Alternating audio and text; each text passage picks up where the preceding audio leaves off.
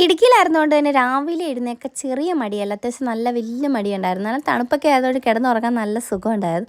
ഞാനിതാണ്ട് എഴുന്നേറ്റ് വന്നപ്പോൾ കണ്ട കാഴ്ച എന്താണെന്ന് വെച്ചിട്ടുണ്ട്, ഇതാണ്ട് വാവയാണെങ്കിൽ രാവിലെ തന്നെ സ്കൂളിൽ പോകാൻ റെഡി ആയിട്ട് നിൽപ്പുണ്ടായിരുന്നു. ഇതെന്താണെന്ന് നിങ്ങൾക്ക് മനസ്സിലായോ? ഇത് കാരണം മുന്തിരിത്തോട്ടം.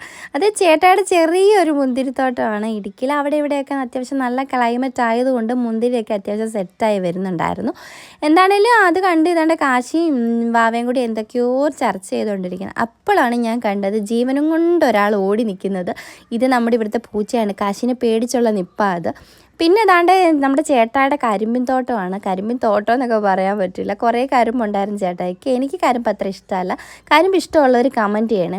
പിന്നെ ഏതാണ്ട് കോടമഞ്ഞൊക്കെ അത്യാവശ്യം ഇറങ്ങി വരുന്നുണ്ടായിരുന്നു. സംഭവം എന്നാൽ നല്ലൊരു ക്ലൈമറ്റൊക്കെ ആയിരുന്നു. പിന്നെ കുറച്ച് കഴിയുമ്പോൾ അത്യാവശ്യം വെയിലൊക്കെ ആയി. അപ്പം തന്നെ എന്താ വാവയുടെ ബസ് വരുന്നുണ്ടായിരുന്നു. വാവ സ്കൂളിലോട്ട് പോകാൻ വേണ്ടി നിൽക്കുകയാണ്.